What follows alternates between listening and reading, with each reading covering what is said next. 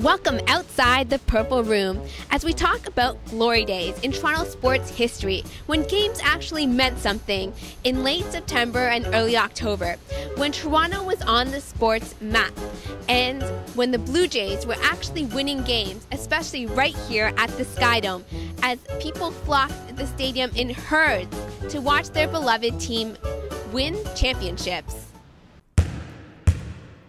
On August 7, 2009, I actually got goosebumps when I was at the Rogers Centre, I personally like to call the Skydome, when everyone in the entire stadium was making noise as we reminisced about the 92-93 World Series champions, the Toronto Blue Jays, would put Toronto in baseball history forever.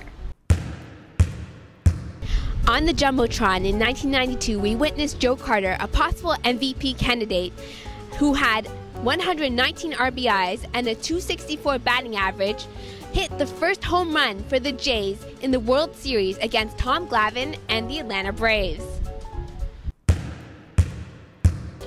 The benches, aka the trenches, came to life for the Toronto Blue Jays.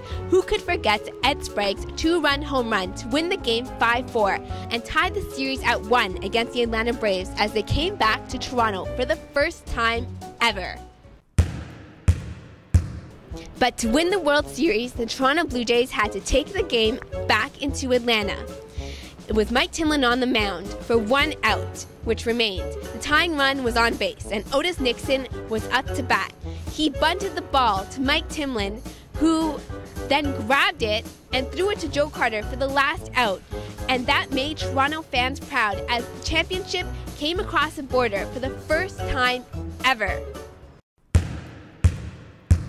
In 1993, after the parade, the Jays were ready to do it all over again, and this time with an all-star cast, which featured 2 Gold Glove winners in Devon White and Roberto Alomar, and of course John Olerud, who was an all-star and who broke out in 1993 with a batting average of .363, leading the AL East, as well as flirting with the .400 mark.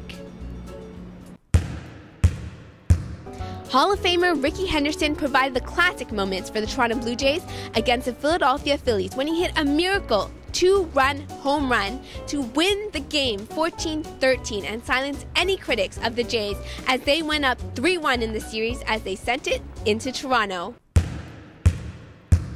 When the Jays won the World Series, Joe Carter had said that day that he had a saddle on his back and for all the Jays to hop on, and they did just that when he hit a 3-run home run to win it, and the crowd went wild, and Tom Cheeks' call went a little something like this. Joe has had his moments, trying to lay off that ball low to the outside part of the plate, and he just went after one. 2 balls and 2 strikes on him. Here's the pitch on the way, a swing and a belt, left field, way back, Blue Jays win it! The Blue Jays are World Series champions as Joe Carter hits a 3-run home run in the 9th inning, and the Blue Jays have repeated as World Series champions. Touch 'em all, Joe. You'll never hit a bigger home run in your life. For the Toronto Raptors, it all started here at the Skydome.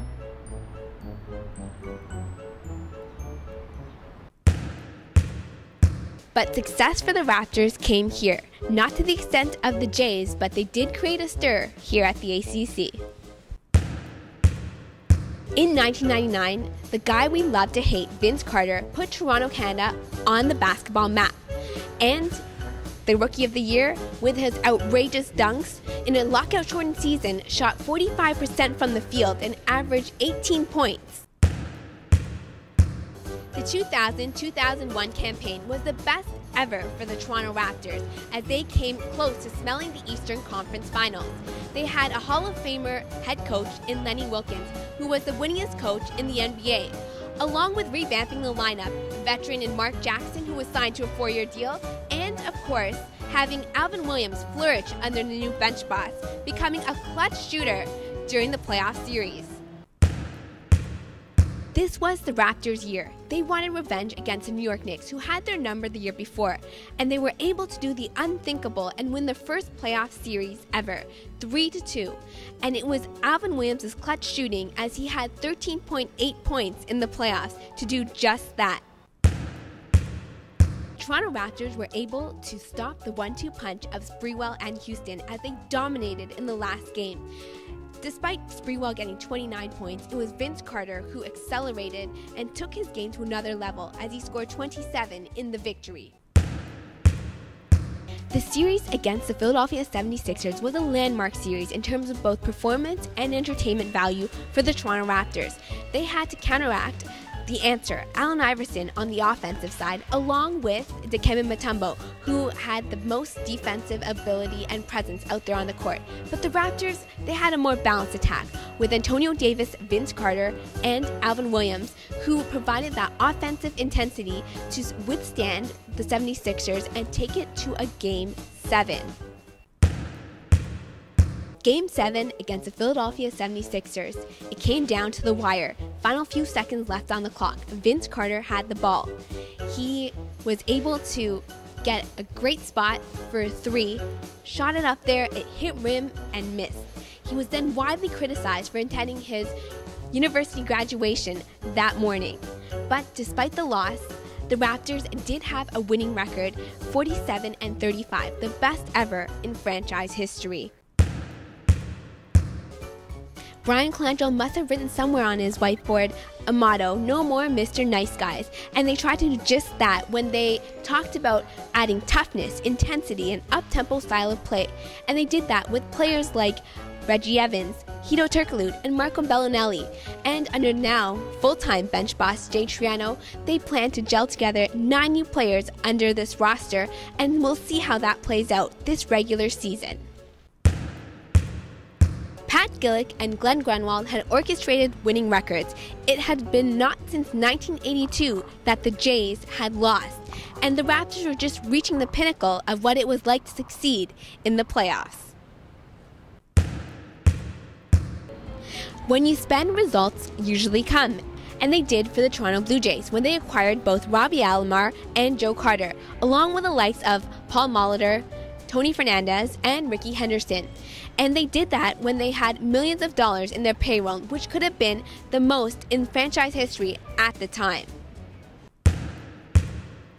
The same could be said for Glenn Grunwald, who acquired the likes of Jerome Williams, Antonio Davis, Alvin Williams, and of course Vince Carter, all to long-term contract extensions and forking out the cash when needed, as he wanted to develop a core for this franchise. Thanks for joining me outside the Purple Room, where we talked about glory days with the Toronto Raptors and the Toronto Blue Jays. Once again, my name's Pyle, and be sure to tune into my blog at raptorscentral.blogspot.com, where I have all your news and updates for the Toronto Raptors. Once again, thanks for joining me outside the Purple Room, and I look forward to talking to you next time. Take care.